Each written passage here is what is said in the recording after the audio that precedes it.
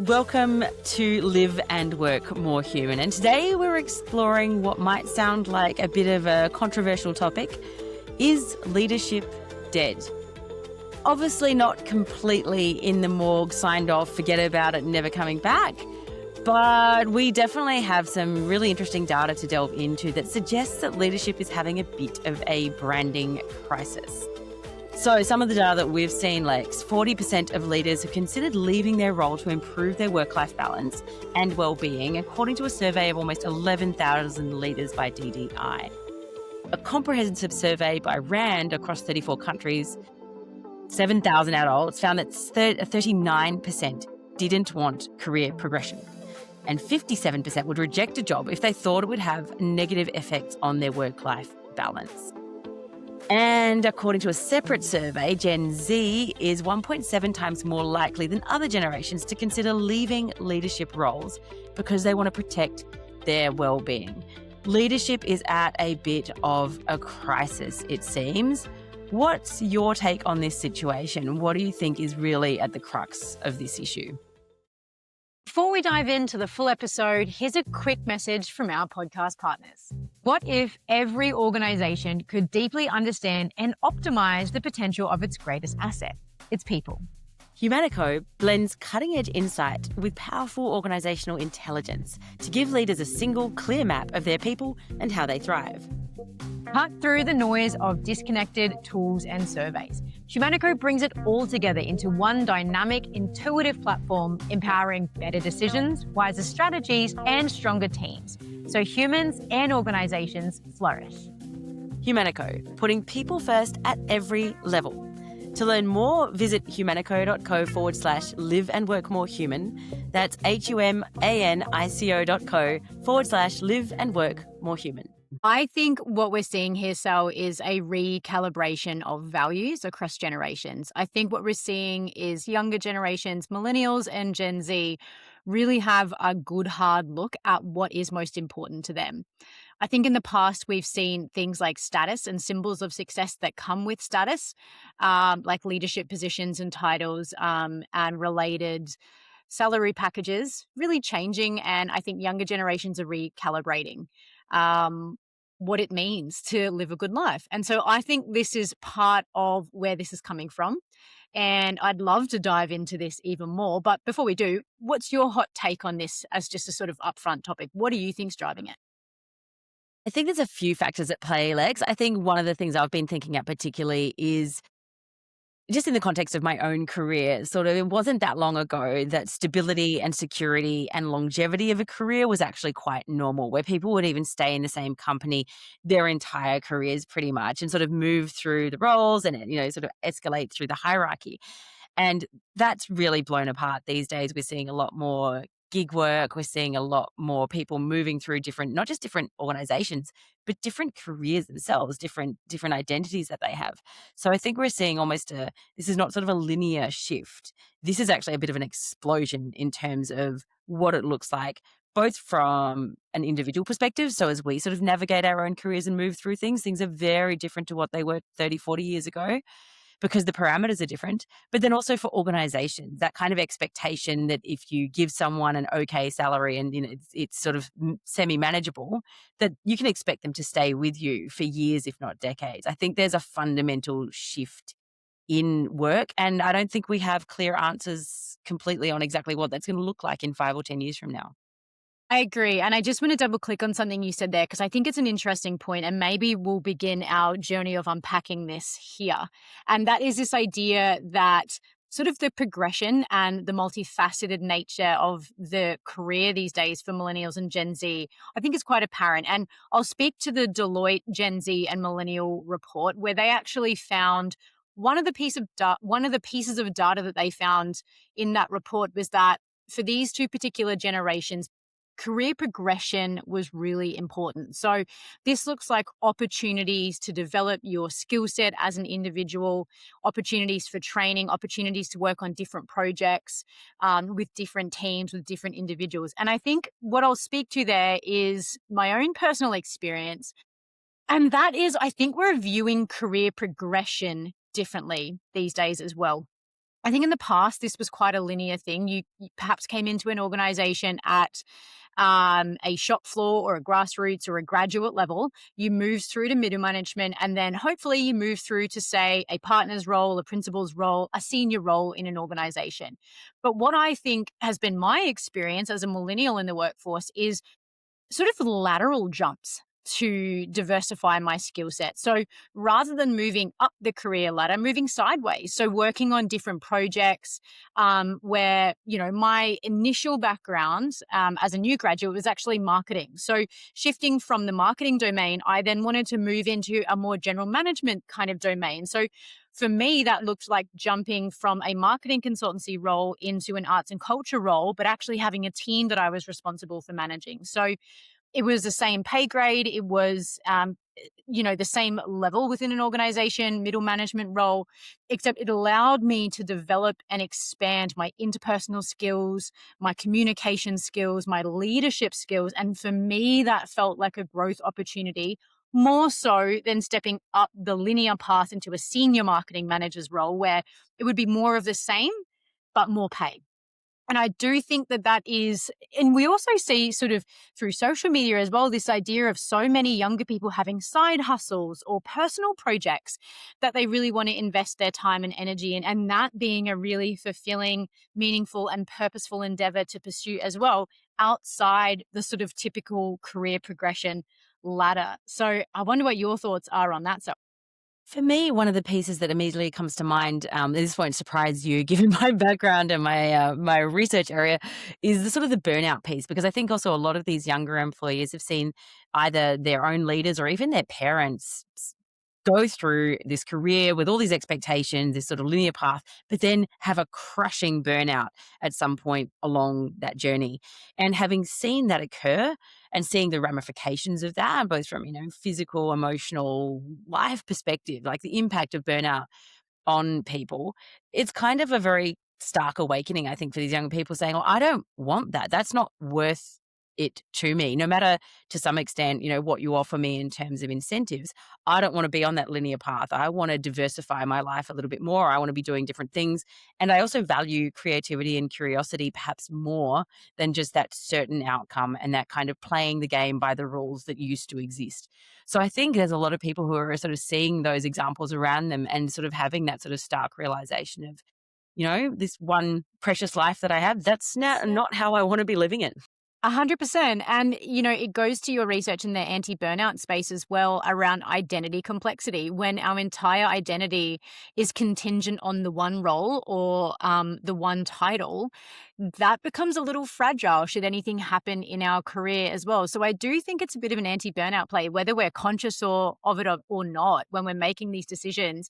The less that our identity is contingent on one or two factors, the more resilient we can actually be when things aren't going well in our career. And I do think that, again, I speak for myself. I don't want to speak for the entire millennial generation, but I am, a president of a board writers club. I work in marketing at a writers festival. I also want to publish a book, and I also want to consult organizations in a different space. And I think there is many parts of me that don't fit within a typical job description that I want to be able to explore. And fortunately, as a result of that, it also means that if my consulting's not going well, my role's not going well, or something somewhere else isn't going well, I'm not over indexed in that. And so I feel like my capacity to bounce back is better.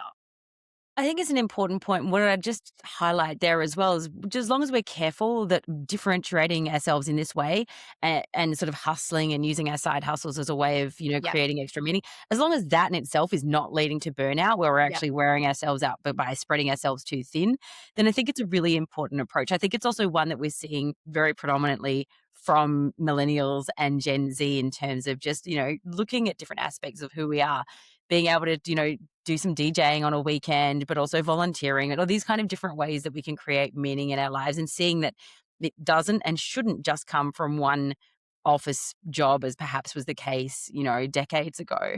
What do you think? I'm curious to hear, so what do you think?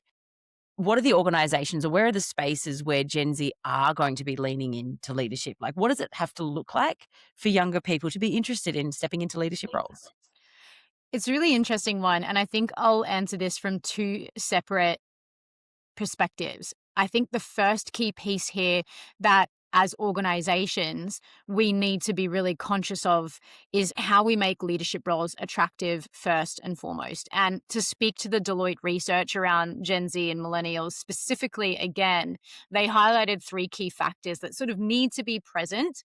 And the most important three factors that these generations have highlighted they want from work. The first one here is actually the money piece. And I think it comes as no surprise when we're living in a cost of living crisis, which we constantly and continuously keep hearing about.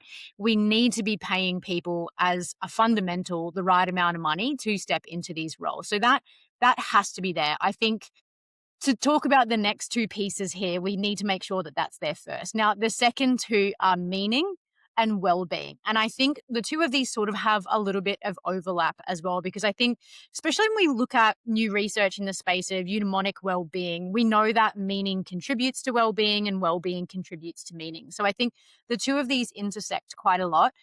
But beginning with sort of the meaning piece, I think for younger generations, we want to feel like we're doing work that contributes to us on a personal level. It gives us meaning. It feels like it's related to the things that are important to us. But I think there's this bigger piece of feeling that we're contributing to the world at large in a greater sense. So I think that's a really important piece. I think we've moved through this age of work being a mundanity that we just show up to every day and get a paycheck from. We want to feel like we're contributing in some way.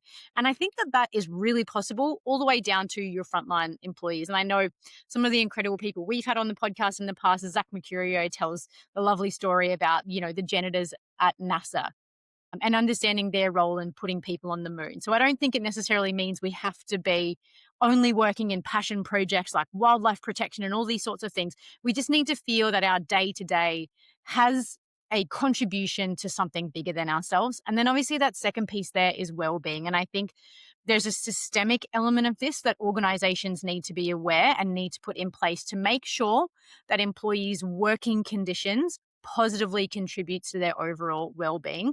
And maybe this is where I'll throw to you, Sally, to maybe talk about some of the anti-burnout systems and things like that, perhaps that organizations can be aware of to make sure that's the case. All really great points, Lex. And I think I'd build on that by suggesting that we really need to be thinking about designing leadership roles so that they are sustainable rather than this kind of like martyristic self-flagellation, taking on all the responsibility and all of the risk and really just not seeing the rewards. And those are the three aspects of rewards that you just elucidated that I think are the key ones. So making sure the salary is there, making sure the meaning is there, and creating an environment, a culture of well-being. One of the things I think we can also think about is not everyone wants to be a leader, and that's completely legitimate. So creating some different career paths that have their own meaning sort of mapped out for people, because I think there will be some people who genuinely are finding their meaning in the DJing that they're doing on the weekend and not in their office job. That's totally cool. Yeah. Let them have that sort of technical capability, the growth that they want, but without it necessarily being tracking towards, and now you're going to manage people. I think making well-being a core leadership KPI is a really important one here. We really need to be prioritizing the well-being of leaders as a foundation. So we want metrics around that. We want to make sure that they are not being just burdened and then increasingly burdened, then more burdened by all of these sort of responsibilities and obligations, but that their well-being is a core component of how they need to be showing up as well, and that we're also tooling them to do so. I think we can also maybe think about sort of generating some excitement for people by giving them some mentoring at an early age and sort of incorporating them into sort of this is what leadership means at this organization. Maybe some sort of preview experiences where they can sort of maybe, join a team in perhaps a different role and sort of test drive leadership along the way can be a really interesting way of accessing it too. I think, it is absolutely the design piece, I think, is really key for me in terms of burnout prevention, because it's really about ensuring that things are sustainable. So it needs to be a sort of that culture of support, of understanding, of transparency, of psychological safety, not just that these new leaders are giving to their teams, but that they are experiencing from them for themselves from senior leadership, that they're being role modeled those practices from the outset as well, rather than just being burdened with role modeling them to their own teams. So there's quite a few pieces in there. And I think one sort of maybe easy lever that we can start to pull is simply training people in the capabilities that they need to be good leaders, because I think that is all too often, all too obvious, yet overlooked.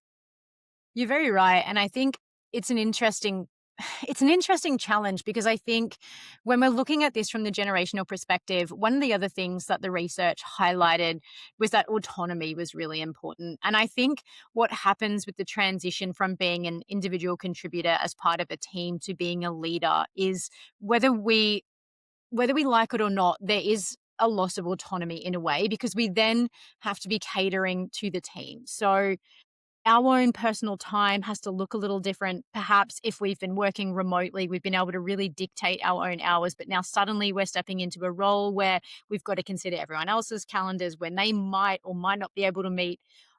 Business hours where we might suddenly need to be available to various stakeholders. So there is sometimes a loss of an autonomy that I think if the trade offs aren't easily seen by the individuals, that can be where we start seeing this reluctance to step into a leadership role. You know, if I'm making a really good paycheck as an individual and yet I'm able to finish at 4 every day, or I'm able to do what I want to do in the morning or after work and do these other things in my life at the same time, but suddenly in a leadership role for the extra, maybe it's only $10 or $20,000 a year, I'm suddenly seeing that drastic reduction in my autonomy. Or as an individual contributor, I'm not working on the projects I loved anymore, but instead now having to lead the people working on the projects they love. That can feel like a real trade-off for people if we are enjoying the role we're in. So that's where I think, again, it's both an organizational consideration. How do we rebrand some of these leadership roles so that they are more attractive? And how do we provide the support to make people want to step into these roles and see the growth potential in them?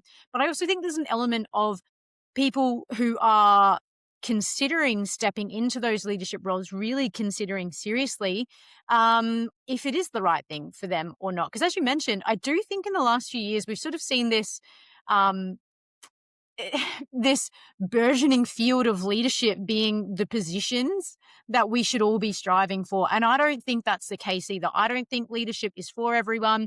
I don't think leadership is the right fit in different seasons of life. Um, and I think we should feel okay with not wanting to be in a leadership position as well. If we feel like we love being an individual contributor, we love writing code all day and we don't want to have to step out of that and manage people writing code, or we love working in the arts and working on these creative projects and we suddenly don't want to be responsible for the people side of it. I also don't think we should feel guilty about that. Completely agree, Lex. And I think particularly like talking to some like teachers and people in healthcare recently, that often the shift into leadership roles, it's partly that managing people, but there's also a very heavy administrative burden that comes with it. And I totally get why that is a very unappealing sort of transition for some people. That responsibility is like, no, that's just not worth it to me. So I think there's a lot that organizations need to be doing about thinking about how can we improve that component of leadership so that people don't feel like they're losing time doing what they really love, that they are able to really focus on or have balance in what their lives look like. And it's interesting. I had a few conversations recently with friends who are in very senior roles and who've been offered a more senior role than a little bit of a salary bump. And each of these conversations, the through line has been, it's interesting, but I can see the amount of responsibilities I'm taking on. It's just not commensurate for me. And it's not even just the salary that's not interesting, but it's the time and energy that I would have to invest in all the additional meetings that I'll have to be going to and all of the additional decisions that I'll have to be a part of.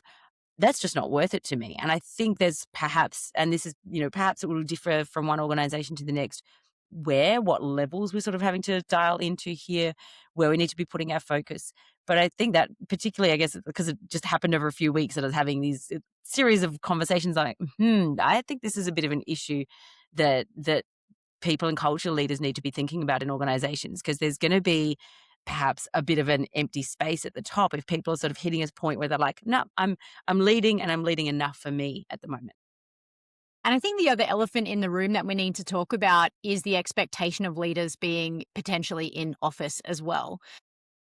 This is something that I think I sent you a meme the other week via Instagram, and I don't like sort of generationally pigeonholing us this much, but it was like a millennial Gen Z math meme. And it was basically breaking down the salary of a leadership position in the city at $240,000 a year, but then all of the expenses that come underneath that. And when I say expenses, I don't just mean the cost of transport, the cost of parking, the cost of commuting, but also the time lost commuting to and from a city office, and what that might mean for people who do have hobbies or friendships and things like that outside of that versus potentially taking, a regional or a hybrid or a remote job at $100,000 less, but having no commuting time or cost, and all of the sort of other things that come with having to be in office. I know for me, I'm currently in a position where I'm working part of the week in the office. And on those days, it's impossible for me to get to the gym classes I used to go to in the afternoon at the right time because of traffic, because of commuting. So there is a trade off. And I think that is also something that, as part of this systemic consideration around how we structure leadership roles, we also need to consider if the old norms of visibility in a physical bricks and mortar workplace is still working for us, or if there are new ways we need to consider how and where and why we expect leaders to show up for their team. Absolutely. I think one consideration that organizations might want to take is really taking quite a different approach to how we structure leadership. So rather than having sort of one person tasked with an enormous burden in terms of the leadership roles, can we perhaps disperse some of those roles and responsibilities through the team, bump salaries a little bit perhaps there, but just take a little bit of that sort of heaviness out of the leadership role itself, sort of decentralize the pressure, because I do think we're also seeing in the stats that burnout and even just chronic stress that leads to burnout, it's happening earlier to people. So I think there's a lot of people in there, probably in their late 20s, who have had a bit of a taste of feeling overworked and overwhelmed. And they're stepping back rather than leaning into that or just pushing through as people might have done in the past. It's like, nope, that's not okay. So I'm just going to stay in my lane and keep doing what I'm doing and find meaning outside of this job. And there's a huge loss, I think, for organizations when they're seeing their people kind of actually pull back, disengage a bit, and just Yeah. sort of coast. It's an interesting point you just made there, Sally. This idea of sort of, it was almost like you were alluding to like a job sharing thing with the leadership side of it. Do you think that we're seeing a push towards a decentralized decision maker in teams, or a decentralized point of contact to sort of more senior middle management job sharing the decision making in certain roles? Like, is that what we're kind of seeing happening here? I think potentially, I think there's two components to this. One is that leaders can create more autonomy and a sense of agency and engagement in their teams by bringing them into the decision making process. And we've obviously done quite a lot of work with different organizations and teams around this. Empowering your people to be a part of that process creates a lot of buy in to the decisions that are ultimately made. So that's something that even individual leaders can be doing right now to kind of, to some extent take the pressure off themselves by bringing the team in. But I think there's a bigger opportunity when organizations do that more structurally, because it means that there's that culture is perhaps a little bit flatter, but it does actually create, inherently more buy-in, more engagement through people feeling like they do matter, their opinion and their role in that decision is important. But it also potentially unburdens leaders from that sort of sole point of, I have to take responsibility for everything. Everything is on my shoulders. No one else gets it. And that isolation that can lead to as well for leaders. So I think there's a real opportunity in that sort of decentralization. I agree. Although I will just say I think there is a point as well where people want to feel like their leader can step in and support with decision, and where the empowerment line begins and ends, and where, okay, I actually need your help and support, and this decision is yours to And just make pull the as well. trigger. Just pull the trigger. Just tell us what to Yeah, do. definitely. Because I think the other thing as well that I've been on the receiving end of is being in a middle management position where the managers in a position above me want to empower my position, but what it actually feels like is them negating their accountability and responsibility as a leader as well, and that being pushed back onto me. And then you find yourself in this position as a middle manager where it goes beyond empowerment to like, hey, you guys aren't doing your job. You're saying it's about me feeling empowered to do my job, but what I'm feeling like is that you're just kind of checking out and throwing that back on me. So I wonder, so like, how do you think we might navigate that then as a leader? How do we sort of create that decision-making empowerment throughout the team without it feeling like we're negating our responsibility? I think it's a really important one, like sort of brought to mind that sort of the difference between being nice and being kind. And I think if we're constantly being nice and like, well, what do you think? What do you think? What do you think? It's like, not just stop asking me what I think. Tell me what to do. And I think there's that kind of fine line. To me, this is almost a question that's not answerable by sort of these are the three ways to do this, but it's about doing the work on self-leadership, doing the work on being able to lead others, having healthy communication styles, and really tooling yourself with what you need to be able to navigate that sort of uncomfortable space between being a leader and telling people what to do, even if it's an uncomfortable decision, it's not unanimously supported, but at the same time seeking input from others. Because I think it's those skills that will help us to run meetings, that drive that sense of engagement, of input from other people, and ultimately coming towards a decision. Again, not always about unanimity, but having everyone on board, but having people be a part of the process. I think that's kind of the key there. So I think there's a lot that we can be doing. And I think for me personally, the self-leadership component really comes down to being very self-aware. So I can tell viscerally myself when I'm starting to get into the, sort of stepping out of my role or feeling a bit uncomfortable about telling people to do something they might not agree with. So I keep asking them. But so being sort of that sort of visceral sense of when I'm stepping into that, as opposed to when I'm genuinely empowering others around me. Does that make sense? Yeah, it really does. I love that. Now, I think there will be a few people listening to this conversation more generally, sort of looking at younger generations now. There's a lot of branding in the media that we're lazy, that we don't want to step into leadership roles because it's too hard and we don't want to feel stretched.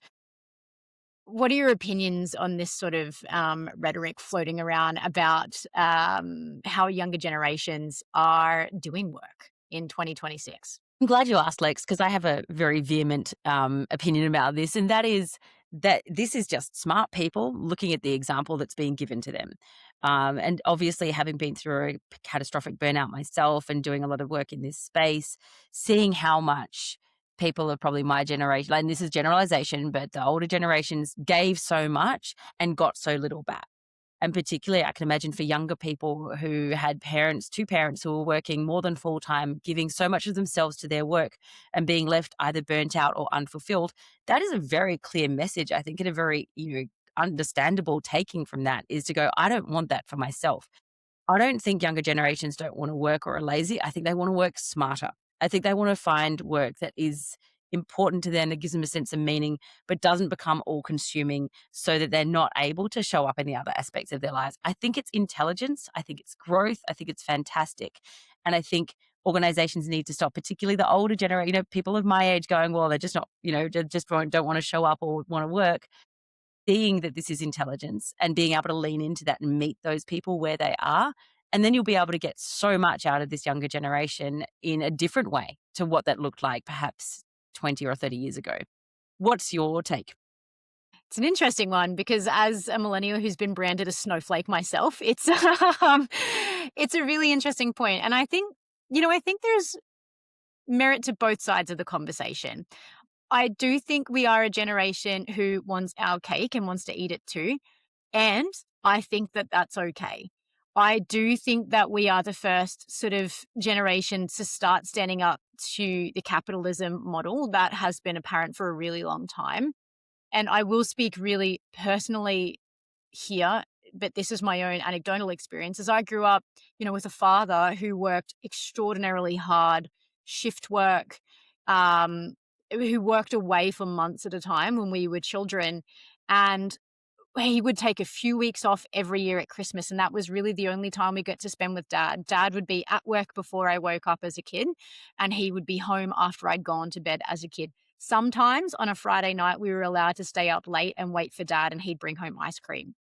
And it wasn't until the weekends that we got a bit of time with Dad at our sport. So I grew up watching my father work extremely hard, only to then pass away at 56 years old and not get to reap the rewards of his hard work, which we then as a family, really miss him. And I, as a child of that role model, wished that he had prioritized spending more time with us as a kid. And that's easy to say because I wasn't in his shoes trying to provide for a family. So I think for many of us, we've been role modeled a generation who have prioritized work above all else.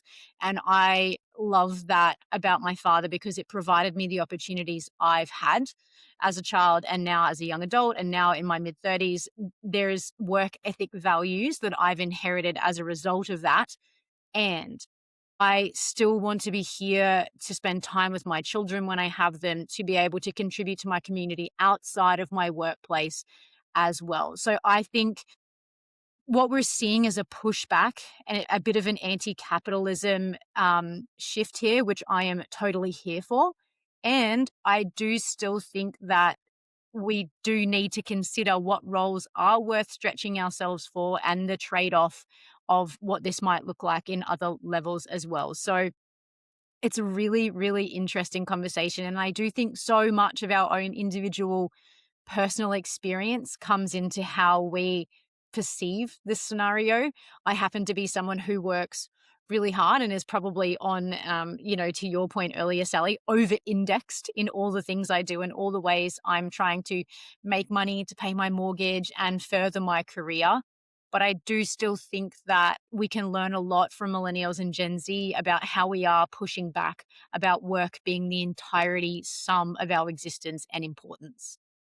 Amazing, Lex. And thank you so much for sharing so candidly your own sort of personal experience of what you saw and the pros and cons of that, what you learned from it, but also what you learned in terms of what you want to do and what feels aligned for you, but also the things about it that you don't want your life to end up being in terms of sort of fully consumed and sort of the sacrifice that we make to work. Now, if you could give leaders one message, like what do you think, someone who's in an organization, what can we be doing to change the branding of leadership so that more younger people are like, yep, I'm on board, let's go? I think if we want to attract more people into leadership positions, we need to start really clearly demonstrating the ways leadership help us grow and develop and contribute to our careers as an individual. We know that millennial and Gen Z prioritize growth, they prioritize learning, they prioritize autonomy. So we need to look at the ways in which these can be embedded into leadership while maintaining those fundamentals of money, of well-being, and of meaning. So I really think we need to look seriously at this data and start looking at the JDs of our leadership positions and saying what's missing and how do we use this information to rebrand these positions so that they are attractive to these brilliant and talented people who could be but aren't fulfilling these roles. What are your thoughts, Sal? What do we need to do to rebrand this? I think where we can start quite immediately is ensuring that the leaders who are currently in the roles of leadership are being given things like flexibility, autonomy, and space to lead the lives that they want to be. Because I think when people see that occurring in their organization, they can see that their leader is able to go and pick up the kids when they need to, or is clocking off at 5 and is unavailable over the weekend. Those kind of things give strong signals that if I step into that role, I can also have a life where there is balance and I can have these other aspects of my identity be very prominent in my day-to-day experience. So I think it's kind of both and, creating those JDs that are really incentivizing people to know that they can continue to learn, to grow, to be curious, but also role modeling right now that leadership can be a healthy and fulfilling experience for the leaders who are in those roles as we speak. I love that, Sally. It's a twofold thing. We need to see it to believe it, but it also needs to be shown to us in the JDs on paper so we feel that that is going to be our expectations met when we move into those roles as well. So, Sal, final thought here, is leadership dead or not?